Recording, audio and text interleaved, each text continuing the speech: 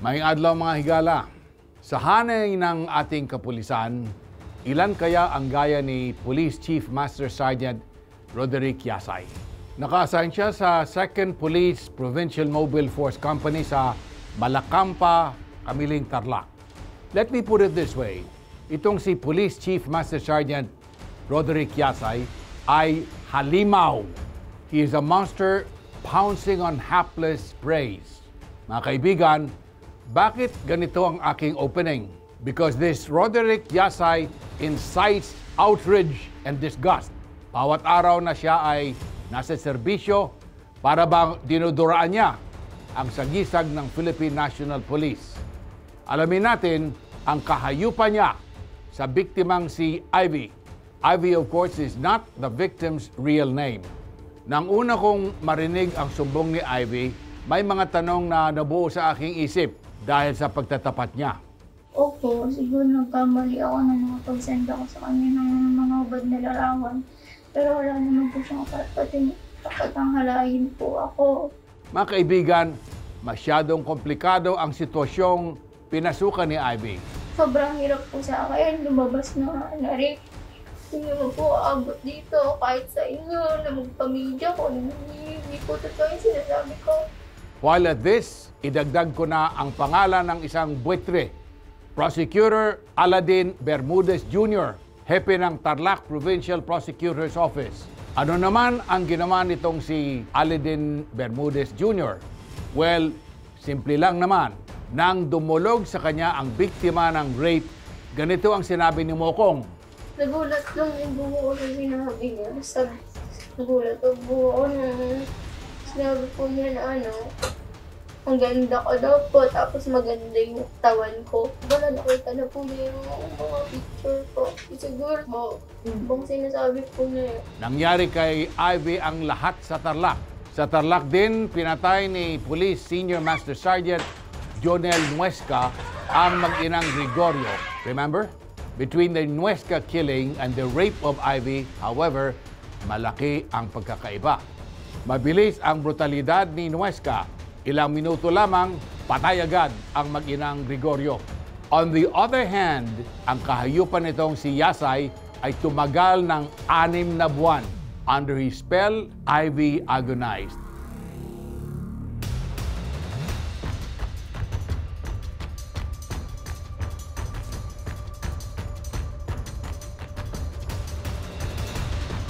The Sugarlandia of Central Luzon kung tawagin ang Tarlac. Dahil marami at malalawak ang mga taniman dito ng mga tubo na ginagawang asukal. Kung gaano katamis ang asukal, gano'n namang kapait ang naging karanasan ni Ivy dito mismo sa 2 munisipalidad dito sa Tarlac. Sa Pura Tarlac, lumaki si Ivy. Pangatlo siya sa 4 na magkakapatid na babae. Sa maagang edad, naghiwalay ang kanyang mga magulang. Nawalan agad siya ng ama. Teenage mother si Ivy. 18 years old siya nang magka-baby. Nagalit man ang kanyang pamilya, ano pa ang kanilang magagawa? Mabait din naman po yung boyfriend ko nga po. Pinindigan naman po niya ako. Natigil sila ng pag-aaral. Nagtrabaho ang kanyang boyfriend. Nag-live-in sila. Pero ilang buwan pa lamang ang kanilang baby, nabiyuda agad si Ivy. Nagtatrabaho po siya sa SM po. Tapos nung papasok na po siya sa trabaho mga 5 a.m. na-aksidente po siya. December 30 po siya na-aksidente. Naging biktima ng hit and run ang kanyang boyfriend. Matinding depresyon ang tumama kay Ivy. Nung nag-1 taon na po yung anak ko, hindi po ako natutong gumala. Kumbaga, inaaliw ko po yung sarili ko para makalimot sa problema. Pero inisip ni Ivy, wala munang relasyon. Aalagaan muna niya ang kanyang baby. March 2021, sa isang resort sa Gerona, Tarlac, nagsimula ang pakana ni Roderick Yasay. Di umano, ang resort ay pag-aari ni retired PNP Chief Nicanor Bartolome. Nag-swimming po kami that time ng mga friends ko. Puro babae po, kasama ko. Mga 5 babae po kami, 4, tapos isa pong bakla. At that time, nasa resort ang isang VIP security na kilala ng kanyang kaibigan. Nakita mo siya? Nakita ko po siya, pero wala naman po akong interest nga po. That time, nag-enjoy lang po ako. Pati ko nga po kasi siya kilala. The following day, tumawag sa kanya ang nasabing VIP security na ang pangalan nga ay Roderick Yasay. Nagpakilala Eric nga po. Ang sinabi po niya na yung friend ko, binigay yung number ko sa kanya. Doon nagsimula ang pakikipagkaibigan ni Ivy sa halimaw na pulis. Paano yung level ng closeness ng dalawa, kung i-describe mo? Siguro po parang naging comfortable ako sa kanya, gano'n. Nagkaka-text ba kayo Hindi everyday? po, hindi po kami nagkaka-text. Kasi lagi lang po siyang tumatawag sa akin. Kasi po ako, hindi naman po ako naglo-load. Wala rin po siyang messenger. Ayun, minsan sa Viber lang din po. Kwento ni Ivy, 5 days pa lang silang magkakilala, nagtapat na itong pulis. Ano sabi mo? Sabi ko, nagulat po. Sabi ko, akala ko kaibigan lang ako. Sabi ko, okay lang ba kung ano? Kasi kaibigan niya po rin ko sa iyo. Ko sa kanya. Okay lang naman, sabi niya. Naiintindihan ko naman. Sabi po niya, kaya ko lang palagay naman yung loob ko. Tumawag siya, sabi niya. Dadaanan po niya ako. Sinabi ko po, sige, basta saglit lang. Kasi mag-agabi na rin po na. Bakit ka pumayag agad? Kasi po kaibigan na po talaga turing ko sa kanya. Yun nga po, and parang napaklose na rin po ako sa kanya. Paano ba siya pagkausap? Parang jolly-jolly? Opo, po siya, kumbaga nakakasabay po siya sa kabataan po na kahit may Usapan. Opo, ganun po siya. Hindi po siya masyadong seryoso. Sinabi po niya, intay po siya, pero nagtatrabaho muna daw po siya ng security. Kasi sinabi na po niya sa akin, nakakwento na po niya na marami siyang connection. Ako naman po, natawa po ako kasi akala ko baka someday matulungan niya ako. Pag nagka-problema naman ako, sabi niya sa akin, if ever may problema ka, marami akong kakilalang makakatulong sa'yo. Ayun po, dun po ako nag-start magtiwala po sa kanya. Para sa isang ordinaryong tao, malaking bagay ang magkaroon ng kaibigang quote-unquote malakas. Buong akala ni Ivy, naka-jackpot siya. May kaibigan na siyang konektado, maasahan. Ivy was so clueless, so naive. Binibitag na siya ni Roderick Yasay. And here's the clincher. Ipinagmayabang ng husto ni Yasay na siya ay intelligence officer ng PNP. At bilang intelligence officer, siya ay makapangyarihan. Sumasabak siya sa patayan. Every time na lagi nga po niyang sinasabi yung connection niya. Tapos nakita ko rin po, may album po yun na mga nakahigang patay na po na mga picture po ng tao. Shock and awe. Yun siguro ang naramdaman ni Ivy. Heto na Kuya Mon, ang pagpihit ng kwento. Mga bandang April po ganyan, mga 3rd week or 2nd week. Kumiram po ako sa kanya na pera. Tinanong ko po sa kanya kung may extra po siya, 5,000. Na-short po kasi ako na nagkasakit po yung baby ko nun, ipapacheck po sa kanya. So, na-short po kasi ako. Sabi ko po sa kanya kung meron lang. Babayaran ko doon, sabi ko po. Sabi po niya meron naman. 5,000 pesos. That is all of Yasay's investment in wrecking the life of Ivy. Ang pera ay ibinigay niya sa walang kamuwang-muwang na si Ivy sa resort. Mga may lang din po siguro. Kabayaran ko na po sa kanya. So, tumanggi po siya, ayaw po niya kunin. Sabi po niya, tulong na lang daw niya sa akin. Tumawag ka sa kanya? Hindi po, nung siya po yung tumawag, then nagpasalamat lang po ako. Na-end na rin po, hindi na rin po tumagal yung usapan. Ganun lang po kami nag-usap talaga. May mga panahon rin na nakikisuyo si Ivy para ihatid siya sa kanyang pupuntahan. Bakit kailangan sa kanya ka magpahatid? Kasi po, siya lang po yung kaibigan ko parang may sasakyan. Kaya sabi po niya sa akin, tuwing may lakad ako, siya na lang daw po nasama. Kasi ayaw nga po daw niya mag-commute ako dahil COVID nga po. Tsaka hindi pa po ganong po ng mga pang po na sasakyan. Pero una po, tinatanong ko muna po kung pwede ba siya kasi alam ko kung may trabaho siya. Minsan po tumatanggi siya, minsan pwede rin naman po siya. Natatandaan ko, Kuya Mon, ang tanong mo kay Ivy noong nagpunta siya sa office. Wala talaga kayong naging relasyon? Wala po. Same question, ilang ulit ko ring tinanong itong si Ivy. Walang relasyon. Wala po kami relasyon. Mhm. Wala po talaga. Up till now, palagay ko nga, talagang si Ivy ay naive o walang muwang. Pag tumatawag siya, ano sinasabi niya sa'yo? Nangangamusta lang po siya. Pag nangangamusta siya, paano mo siyang sinasagot? Kumusta ka ba? Okay lang, ikaw. Kumusta ka? Ganun po. Tapos, ayun lang po. Wala naman po kami iba na pag-uusapan. Wala namang I miss you, walang ganon. Wala po. Ilang ulit ring tinanong ni Ivy si Roderick Yasay, may asawa ka na ba? Ang laging sagot, wala. Ang totoo po, meron. Pero bakit ba interesado si Ivy sa marital status ni Yasay? Bakit mo tinatanong? Kasi po nagtataka po ako ba't sa ganong edad niya, parang wala pa ba siyang asawa, tapos gusto ko po yung maligaw sa akin. Saka syempre kaibigan ko siya, baka po ma-issue kami, if ever nung nakakita. Tapos sabi niya po, wala daw nga po ilang beses, tapos tinanong ko po muna ng edad po niya, hindi po niya 35. Hindi totoong 35 si Yasay, siya ay nasa 40s na. Style mo, Yasay, bulok. Abangan nyo kung ano pa ang mga gagawin niya para biktimahin si Ivy. Magbabalik ang isumbong mo kay Tulfo. Sinadya ng isumbong mo kay Tulfo ang Tarlac.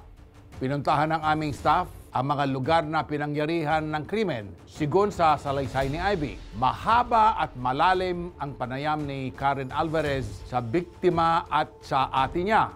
Para sa atin ni Ivy, naiintindihan niya kung bakit malapit sa mga kaibigang lalaki si Ivy. Sa kanya po kasi, marami siyang kuya-kuyahan. Ang dami niyang kuya, wala po kasi kaming kapatid na lalaki. Pero hindi niya boyfriend daw yun. Hindi po, kasi po, nilalaito pa nga po niya sa iba yung pulis eh. Saka po, yun nga po sabi niya, hindi ako nakakagusto sa mas matanda sa akin. Lumipas ang mga araw, tuloy ang pagkakaibigan ni Ivy at ng pulis. Hanggang heto na nga po, may kakaibang demand na ang pulis. Yung mga ano na po, bandang mga June or mga July daw po, ganun. Tapos pinagsisend po niya ng nudes po. Paano niya sinabi sa'yo? Tumatawag po siya, tapos Ano sabi niya? sabi po niya sa akin, mag-send daw ako ng ubad na larawan po. Sabi ko po noon, siyempre ayaw ko po, bakit ako magsisend, hindi naman kada-boyfriend, naman tayong ano. Nagagalit po siya every time na ganun po. Tapos sabihin niya sa akin, saka ka magaling pag may kailangan ka, isusumbat na niya po lahat. Kung bakit naman itong si Ivy, tumanggi na nga, abay bumigay rin. Hindi ko naman Ano yung po, mga sinend mong picture at ilan? 3 po. Yung nakakabad nga po, na parang model daw po. Yung may nakasubo po na saging po, na parang kinakain. Tapos dito po yung dito po. Tapos yung isa po, parang ganun din po. Sa tanang buhay ni Ivy, hindi pa niya nagagawa ang ganoon. Ang tanong, bakit? Ano ang pumasok sa ulo ni Ivy at pumayag siya sa hinihingi nitong manyak na si Yasay? Kukunan mo ang sarili mo, hubad, at ipadadala mo sa lalaking hindi mo naman asawa ni boyfriend? What gives? Ang paliwanag dyan ay blackmail, Kuya Mon. Sabi raw ni Yasay, pag si Ivy ay hindi nagpadala ng hubad na pictures niya, ipapabarangay siya dahil may utang siyang 5,000 pesos. Sus, Maria Josep. Papabarangay daw po niya ako, ipapahiya niya ako sa maraming tao, ganun po. So, natakot po nga po ako sa kanya kasi alam ko po yung kaya niya gawin. Wala po na nanghihingi na siya. Na ano na po sa isip ko na sa akin, kaya niya rin gawin yun. Lalo na marami siyang connection. Ako, ano lang naman akong tao. Wala po ang laban sa kanya. Matapos ipadala ni Ivy ang hubad na pictures niya, hindi na tumawag si Yasay. Ang akala ni Ivy ay matatahimik na siya. Meron po, isang araw na naman, nangamusta po siya. Wala Tawag naman din. na po ako. Wala naman na po siyang ibang sinasabi. Hindi yun lang din po. kamusta. Tapos parang wala pong nangyari. Ba't di mo naisip magpalit ng number nun? Hindi po. Kasi Bakit? po, alam po niya yung bahay namin. Baka po, puntahan niya ako doon. Tapos hindi ko po alam, may gawin po siyang masama. Paano niya pala nalaman yung bahay niyo? Ito yung sa kaibigan ko rin po. Kasi ang style po niya, bago niya ako puntahan, on the way na po siya. Tapos sabihin niya na andun na siya. Tapos tatawag siya sa akin, sabihin niya andun, hindi ko na ako sa labas ng bahay niya, gano'n. September 8, nagkasakit ang anak ni Ivy. Muli siyang humingi ng pabor kay Yasay. Kasi nga po, wala rin po akong choice. Yung baby ko po, ipapacheck up sana. Ang taas po ng lab niya. Inuubos yung sipon. So sabi ko po sa kanya, pwede bang ihatid mo kami? Ihatid mo lang naman kami. Sabi ko, kung hindi ka busy, sabi ko po sa kanya. Pumayag si Yasay sa request ni Ivy sa isang matinding kondisyon. Sabi niya, mag-send ka muna ng yung video naman. Sabi ko po, wag na lang. Sabi, sige na, tapos bring out na naman po niya yung utang ko na naman po. Tapos binablock mo na naman po niya ako. Hintayin mo yung sulti na bukas sa papabarangay kita, mga ganun po. Ipakasundo po niya ako na hindi daw po nagbabayad, mga ganun. Tapos dadamay po niya yung pamilya ko. Muli, pumayag si Ivy not knowing na lalo lamang siyang pumapasok sa bitag ng halimaw. Sabi ko, tapos maiksi lang po yung send ko na sa 30 seconds lang po. Nagalit pa po siya noon. Bakit daw ang iksi? Tapos, okay na yan. Sabi ko naman po. September 9 ng umaga, sinundo sila ni Yasay na ipa-check up ni Ivy ang kanyang anak. Kinagabihan, tumawag na naman itong pulis sa kanya at ang sabi ay pupuntahan niya si Ivy sa bahay nito. Anong gagawin mo dito? Yang ka na naman, sabi ko sa kanya. Tapos nagagalit po siya, galit na galit po siya. Kasi wala na daw po akong time sa kanya. Nagtataka po ako nun, kasi ganun na po. Hindi makamusta nga, hindi mo ako makamusta. Sinasabi po niya gano'n. Bakit boyfriend ka kita? Lalo po siya nagalit.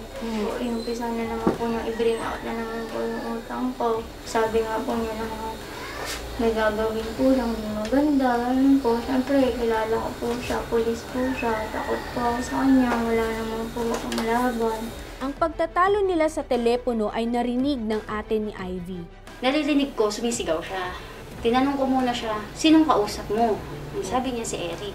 Sabi ko, bakit? Ano sinasabi niya? Yung nakikita ko, yung itsura na nung kapatid ko, parang yung nag-worry na, stress na. Ang naririnig ko, ako, ng mama ko, at saka yung bunso kong kapatid, stress na ako. Tapos, ini-stress mo pa ako lalo, sabi ng kapatid ko. Dati yun, nakakalabas ako. Tapos bakit mo binablockmail? Ganun na. Sabi ko sa mama ko, huwag mong papalabasin yan. Mamaya, anong mangyari masama? Lumuob ulit ako sa kwarto ko kasi nga may ginagawa ako noon. Sabi ko, nasaan yung anak mo? Lumabas. Mag-usap daw sila dyan sa labas. Tapos, sabi po niya sa akin, gagawin daw po siyang kung hindi ko lalabas. Anong gagawin daw niya? Masama daw po sa akin. Alam mo naman anong kaya kong gawin. Gawin niya po. Pumayag po ako na makipag-usap sa kanya. Sabi ko po, dyan lang. Dito lang sa harap ng bahay. Tapos, andyan na po pala siya, malapit na po pala siya habang kausap niya ako. Minanduhan siya ng pulis. Pasok sa kotse, dala ng takot, itong si Ivy pumasok naman. Ngunit may naisip si Ivy. Naisip niyang mag-record ng audio sa kanyang phone. Ba't mo naisip na mag-record? In case po may sabihin siya sa akin, kasi hindi ko nga po nare-record sa phone, may evidence na po ako. Ganon. Pero hindi ko talaga naisip na ganon po. Kasi may tiwala nga po ako sa kanya, kaibigan nga po yung turing ko. Sa recording, una ay humingi ng sorry si Yasay kay Ivy. Ba't siya nag-sorry daw? Kasi nga po, umiiyak nga po ako sa mga nasabi niya. Pinablockmail mo ako, sabi ko po. Yung nasabi ko lang yun, kilala mo naman ako. Sa voice recording, maririnig din na sinabi ni Yasay na may ipapakisuyo siya kay Ivy. Samahan raw siya sa isang intelligence operation para mag-picture at mag-video. Sa madaling sabi, sumama si Ivy kay Yasay. Natakot po ako nun kasi bakit niya po ako dinadamay doon. Trabaho po niya yun, civilian po ako. Kinakabahan na po ako nung time na po yun. Habang Palayo na kayo. palayo na po kami. Tanong po ako ng tanong, bakit si ganito, ganyan? Tapos nasabi po niya yung pangalan ng may-ari po ng lugar na yun. Meron daw po kasi nagpapagamit daw po siya ng illegal na droga. Tsaka nagpapaputok ng baril po. Po, di natakot po ako lalo kasi ma-involve po pala ng ganun. Tapos, sabi niya sa akin, huwag kang matakot, mag-ano lang naman tayo, mag-i-spare lang tayo. Motel sa Ramos Tarlac ang diniretso ng kotse ni Yasay. Bakit tayo andito? Kasi nga po, tataka na ako. Niloko na po niya ako eh. Sinet up po niya ako. Sabi niya, kailangan na daw po namin pasukan yung loob. Mag-stay lang po daw ako doon sa kwarto. So, mag-relax ka lang dyan. Sabi niya, alam na akong gagawin. Mag-video lang ako dito. Sabi ko po, hindi na ako bababa. Dito na lang ako. Sabi ko po, sa sasakyan. Bahala ka dyan. Sabi niya, para ka namang nagagalit na naman po siya noon. Tapos, sabi niya, wait lang, kunin ko lang yung pangalan ng sabi niya. Ako po parang nagda-doubt na po talaga ako na. Binigyan siya ni Yasay ng kamera para videohan ang paligid. Ginawa naman ni Ivy. Pagkatapos, pinilit siya ni Yasay na pumasok sa isang kwarto sa motel. Matinding tumanggi si Ivy. Ang sabi ni Yasay, kailangang i-review nila ang mga kuha ni Ivy at kailangan raw nilang i-video rin ang loob ng motel. Sa kwarto, kunwari ay pinapanood nila ang mga kinunan ni Ivy hanggang sa pinaghahalik-halikan na siya ni Yasay. May piglas po ako na, doon ka nga, sabi mo pupunta tayo para trabaho, last na trabaho mo, hindi mo nga sinabing motel yung pupuntahan natin. Sabi ko, trabaho lang naman, di ba pinakita ko na sa iyo may report. Tinutulak ko po siya noon, nakapatong po siya sa akin eh, nakaano po siya na dito. Ito pong dalawang dikit sa kanya. So hindi po ako makapiglas. Maingay po talaga ako noon. Kung narinig mo rin po. Kaso po, sabi niya, huwag kang maingay, mag-burn out tayo dito. Kasi daw po, nag-survey nga daw po siya. Sabi, bakit gusto mo akong galawin? Bakit pinipilit mo ako? Sinasabi ko pa po sa kanya. So wala po, puro lang po siya, halik lang po siya nangalik. Tapos, ayun po, ginalitan na po niya yung dibdib ko po. Tapos ayun po, iyak na po ako ng iyak na. Habang nangre-rape si Yasay, ang sinasabi niya ay isa siyang police on a mission. Sa style nitong si Yasay, malinaw, veterano siya. Hindi veteranong police, kundi veteranong rapist. Tapos, pasensya na po. Sige lang.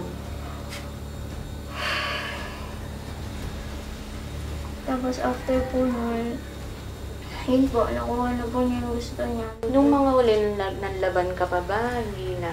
Opo, nalaban po talaga ako nun. Inaano ko pa po nga siya nun, sinusuntok po yung likod niya. Kasi sabi pa po niya sa akin, yung pension daw po niya, mapupunta sa akin if ever naging kami.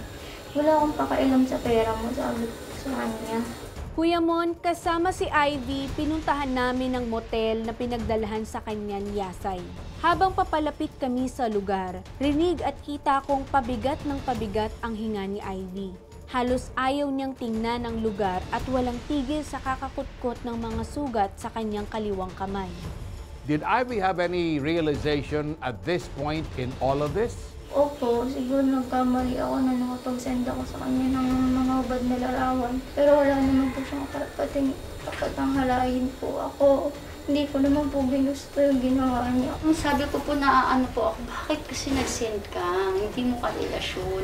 Hindi ko naman na po siya masisi at nangyari na. Tapos, nag-send ka pa ng, yun nga, yung video nga po.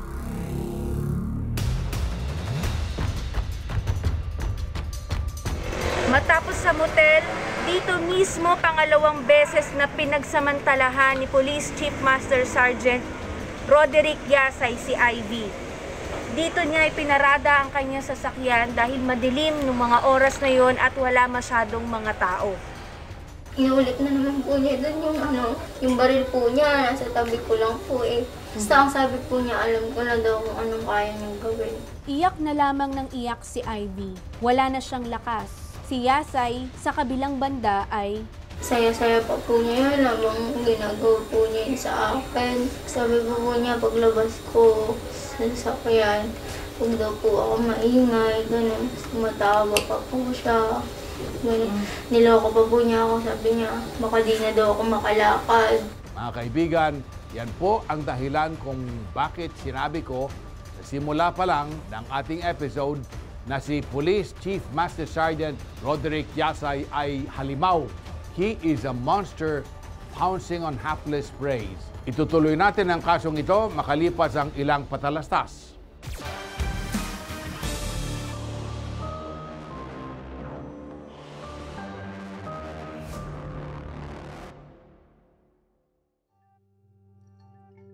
Pagpasok sa bahay, panay pa rin ang iyak ni Ivy. Pero hindi siya nagkwento kahit kanino sa kanyang pamilya. Po yung kapatid kong bunso, siya po ang nakarinig na umuwi. Itong kapatid kong ito, umiiyak, humahagulgol na.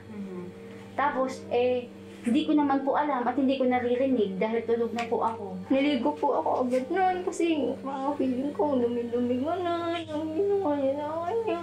Ilang araw na nahimik si Ivy, hindi pa rin nawawala ang takot sa kanyang katauhan. Ang nasa isip niya, wala namang mangyayari kung magkikwento siya o magsusumbong.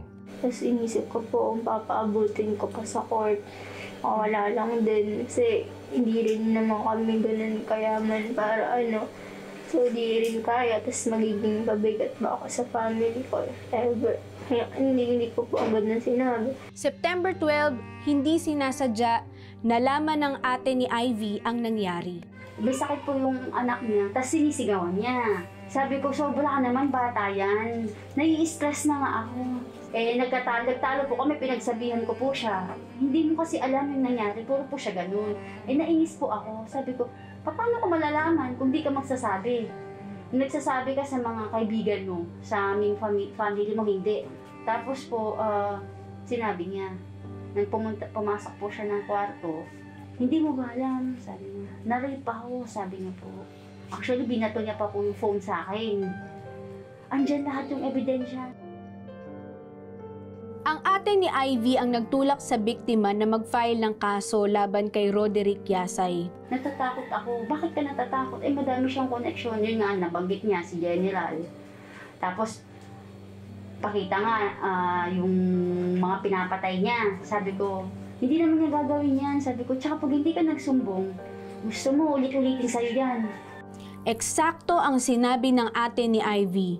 Pag hindi siya nagsumbong, malamang uulit ang pulis. Hindi siya titigilan, hindi siya patatahimikin. Kung alam ko lang po sana na may utang siyang 5K sa pulis na yun, sana po hindi po nangyari yan.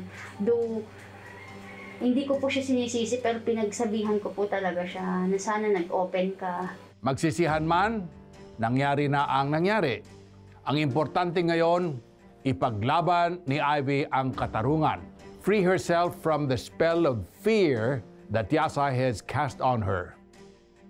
Kasama ang kanyang ate, dumulog na si Ivy sa pulisya. Maagap na inaksyonan ng Ramos Tarlac Police Station ang reklamo ni Ivy. Ang mismong chief ng Women and Children's Protection Desk na si Police Staff Sergeant Mary Jane Ilaya ang nag-assist sa kanya.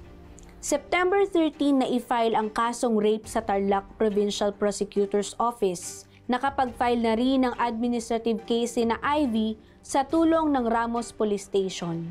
Ito nga po si Prosecutor Aladin Bermudez Jr., Chief ng Provincial Prosecutor's Office ng Tarlac, ang nag-administer ng sinumpaang salaysay ni Ivy. Pero bakit asiwa ang pakiramdam ni na Ivy kay Prosecutor Bermudez? Kaya po pala nung araw po na yun na nag-file kami ng kaso, sabi ko, hinihintay na ako.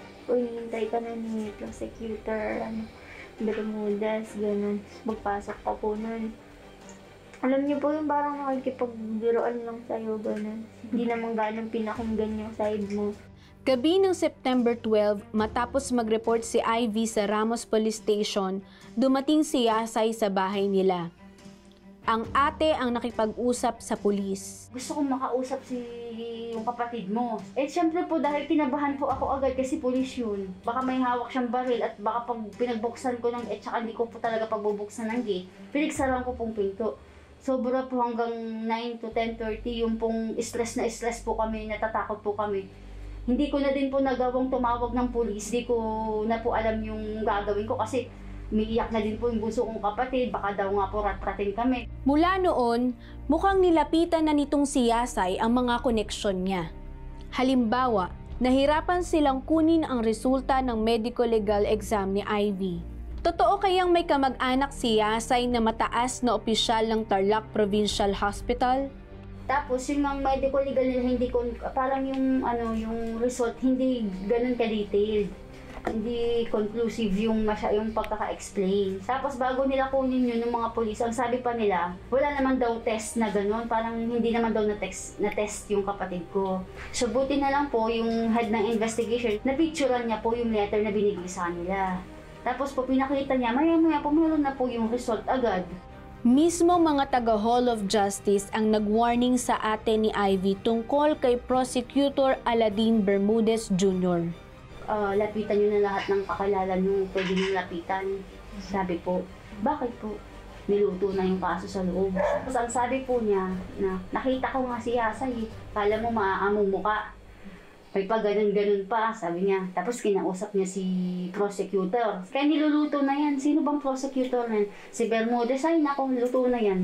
Siyempre po, nagkinabahan na po ako kasi sabi ko po, paano magiging fair yun kung luto na pala? Nagpunta sila ni Ivy kasama ang kanilang nanay kay Prosecutor Bermudez. Sasabihin nila sa prosecutor na sana ay maging patas ang pagdinig sa kaso. Pagpunta namin doon, parang alam niyo po yung itsura na parang na po, una pa lang alam mo na kung sino pinapanigan. Tapos sabi po niya nakiusap daw po sa kanya si General Bartolome na siya yung humawak ng kaso. Nag-iisip niya ako, alam mo Iha, mag-isip ka bago pa madrag yung name mo sa kasi ikaw lang din masisira. Ganun. Ang ganda ko daw po, tapos maganda yung katawan ko. Ayun po pala, nakita na po niya yung mga picture po. Yung prosecutor? Ako po. Kaya po niya siguro sinabi yun, parang nangaasar pa po. Dahil ang pakiramdam ni na Ivy ay bumabangga na sila sa pader, lumapit na sila sa isumbong mo kay Tulfo. Ang gusto lang po sana namin, sir, maging patas po yung Magiging trial patas sa yan. po. Tsaka po maparusahan po yung pulis na yun kasi po talaga pong hindi naman po yung ginawa niya sa kapatid. Ang gusto po namin, siya na po yung huling biktima kasi alam ko po, gagawin niya sa ibang kasi po marami na rin pong reklamong abuso daw po doon. Marami na ba siyang nagawa ng gano'n? Yun po ang sabi po. Kaya po may mga nagsasabi din pong mga polis, ituloy daw po yung kaso kasi alam po nila na aareglo lang po dahil po sa connection niya. Ayon sa Intelligence and Investigation Division ng Internal Affairs Service, meron ngang administrative case si Yasay. Grave irregularity in the performance of duty noong 2018. Pero na-dismiss ang kaso. Kuya Mon, sinubukan din nating kunin ang panig ni Police Chief Master Sergeant Yasay. Nakisuyo tayo sa Tactical Operations Center ng Tarlac Provincial Police Office. Ito ang pinaabot niyang mensahe sa atin. Ang advice po niya, kasi kinausap namin kung willing niyang ibigay. Yung number niya. Ang ano na lang niya, ma'am, is haharapin na lang daw niya sa yung admin at saka criminal case niya, ma'am. In short, sir, ayaw niya pong ibigay yung kanyang panig sa aming tanggapan. Yes, ma'am. Mm-hmm. Nagpadala din tayo, Kuya Mo, ng text message pero deadma lang ito. Baka magkaroon ng may kulay sa Tarlac.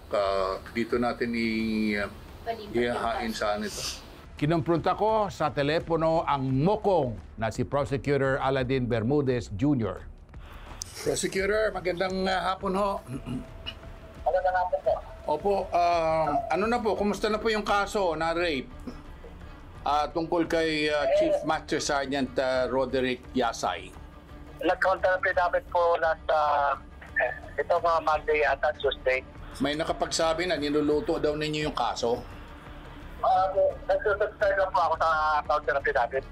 O, kasi mayroon kayong sinabi raw sa kanya, si ma'am kasi maganda ang mukha, maganda pa ang katawan. Para ang dating po dyan, ang dating sa pamilya, kinakali, mukhang pinapanigan ninyo yung pulis. Hindi po, nagpasi na po ako sa counter affidavit nila sa salaysay ng ano. Na ano po? Anong counter affidavit? Ano po yon? Ayun po, may counter affidavit na po sila. Naroon po yung dipenta ng respondent. Oo nga, kaya nga ako kaya nag-aalala sila dahil sabi mo raw in-approach ka rin ni General Bartolome. Ano ba yan? Hindi na po. Wala po. Wala naman po. Kinuha namin yan, binabantayan namin yan dahil mukhang ikaw ay kaibigan ng pulis, ha?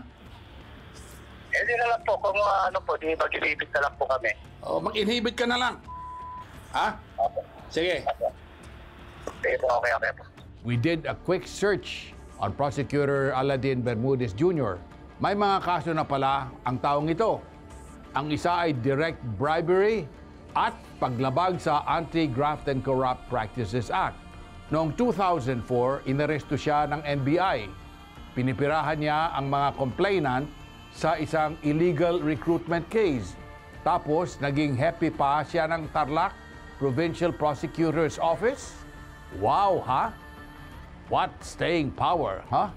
Habang patuloy sa pag-assist kay Ivy ang aking staff, kinausap ko si Justice Secretary Minardo Guevara. Natatakot kasi yung victim. She wants a fair investigation. Parang nilalakad daw ni General Bartolome, yung former PNP chief. Ano ang gusto mangyari? Pa-inhibit? There should be a motion to that effect. Okay. Kung kung may manifestations ng partiality, di ipa-inhibit na, and then we will just assign that case to someone else in the region perhaps. So mag-motion to inhibit and then copy furnish DOJ. Okay. Thank you. We'll do that. Sige. Thank you very much, Mr. Secretary. Bye-bye. Andito tayo ngayon sa Tarlac Provincial Internal Affairs Service kung saan nagaganap ngayon ang hearing ng administrative case na isinampa ni Ivy laban kay Police Chief Master Sergeant Roderick Yasay. Ayon kay Police Executive Master Sergeant Ramon Zipagan, ni-reassign na raw si Yasay sa Tarlac Provincial Police Office Holding Unit habang may kasong administratibo laban sa kanya. Samantala, kakaiba na pala ang epekto ng mga pangyayari sa isip ni Ivy. Sinasaktan ko yung sarili ko. Feeling ko po kasi kasalanan ko. Parang gumagaan po yung loob ko na kasalanan mo naman, save mo yan, gano'n. Minsan nga po, na lang dapat gusto ko na lang umalis na gano'n. Makamatay. Ano lang po yung isip ko na gano'n na lang palagi. Parang ang sakit na nga ng pinagdaanan ko nung Pasko. Mas masakit na naman pala yung pagdadaanan ko ngayon, gano'n. Parang lagi na lang ako yung siyempre nadadamay po yung pamilya ko, gano'n. Parang pabigat ng buwan sa kanila. Kaya mas mabuting takbusin na lang, gano'n mo yung iniisip ko. Kaya pinaparusahan ko yung sarili ko na ganito, magsugat na lang, ganyan. Kasi yun lang naman po yung magagawa ko para maibsan po yung nararamdaman ko. Mga kaibigan, alam ko po, halo-halo ang opinyon ninyo sa nangyari sa biktima. Siya kasi sasabihin nyo, victim blaming ang tawag dyan. Paninisi sa biktima. Kasalanan ng biktima ang lahat. We disagree. Victim blaming is wrong. Sige nga po, kapag ang isang babae ay nagsuot ng miniskirt at low neckline, gagaasain mo na. Yes, si Ivy ay nakagawa ng mga maling desisyon, perhaps out of naivete o dahil sa takot o dahil sa lahat ng ito. Still and all, ang kriminal na lumabag sa batas ay ang rapist, hindi ang rape victim. Ang halimaw ay si Police Chief Master Sergeant Roderick Yasay. Wala nang iba. Hindi nga siya dapat maging bahagi ng isang malayang lipunan. Pagbabalik po ang isumbong mo kay Tulfo.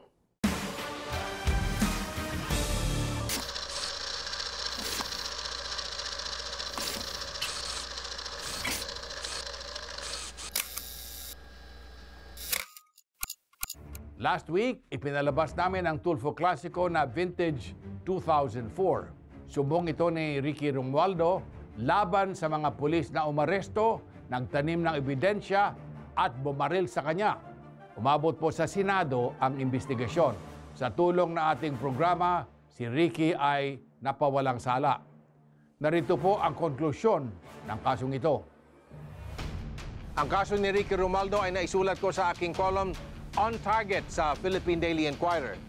Ito ay nabasa ni Senator Robert Barbers. Nagpatawag siya ng isang Senate inquiry upang malaman ang mga detalye ng kasong ito.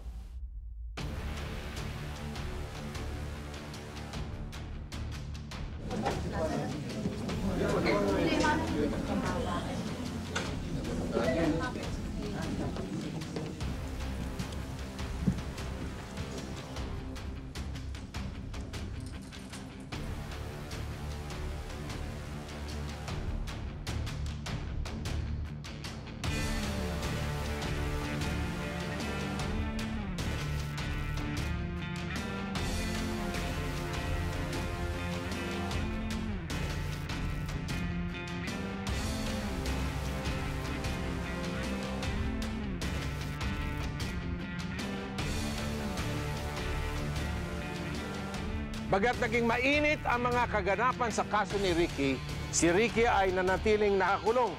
Ito ang naging tahanan niya sa halos 1 taon. Ricky's body remained in prison, but his mind never stopped in believing that he would soon be free. Ibinigay niya sa akin ang kanyang tiwala na matutulungan ko siyang mapatunayan na wala siyang kasalanan. Mga kaibigan, puspusan ang ginawa naming pagpa-follow up sa kaso ni Ricky.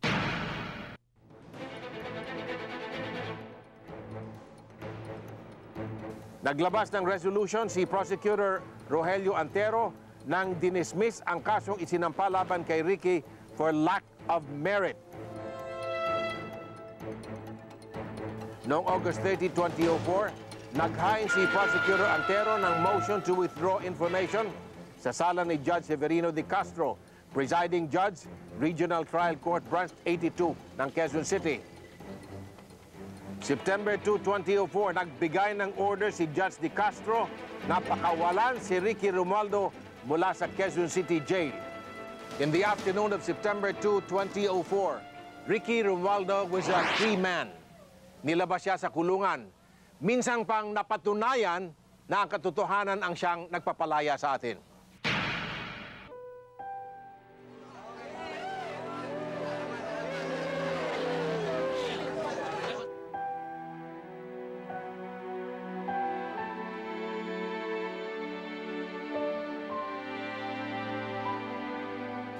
Agad akong pinuntahan ni Ricky kasama ang kanyang ina sa set ng Isumbong Mo Kay Tulfo upang personal na pasalamatan.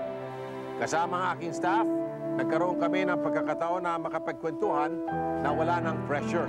Parang ba nang hirap po sa pagmula, inaasahan mo ba naman? Opo naman kasi tuloy-tuloy naman ang pagtulong ni Sir Tulfo kasi attorney kung naghihiring kami.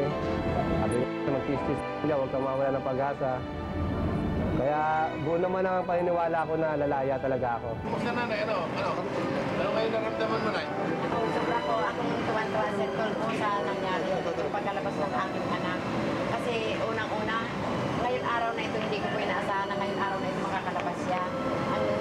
Alam ko po na dismiss na, pero sa araw na ito hindi ko pa po inaasahan na mailalabas natin. Ang inaasahan ko nga po sa assize ba, kasi may hearing po siya sa assize, ay bigla na lang po tumawag si Ma'am Alin kanina na sabi na na-release na daw po. Kaya naku, sobra-sobra po ang tuwa. Na-dismiss ang kaso ni Ricky. Subalit nakasampa ngayon ang kasong frustrated murder laban sa 6 na pulis ng Central Police District.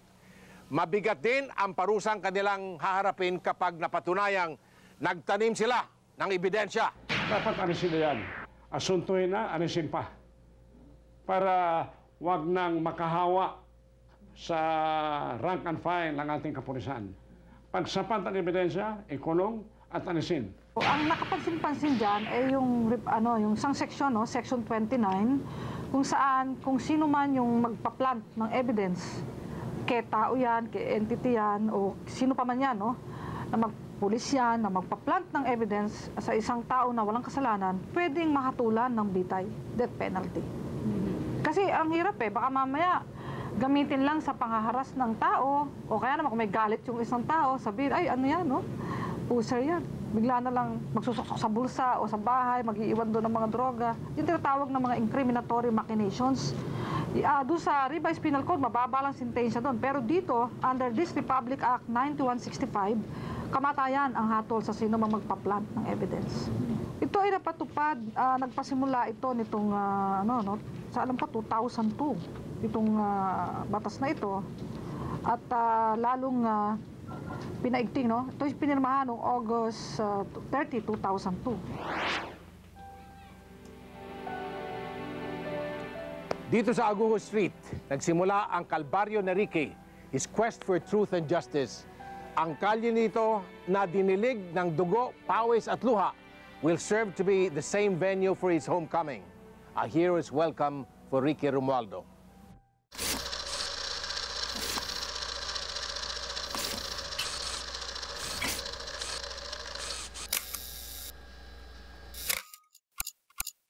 Hanggang sa muli, mga higala, salamat sa inyong patuloy na suporta. Ako po si Ramon Tulfo at ito ang orihinal at totoong karamay ng bayan. Daghang salamat o mabuhay!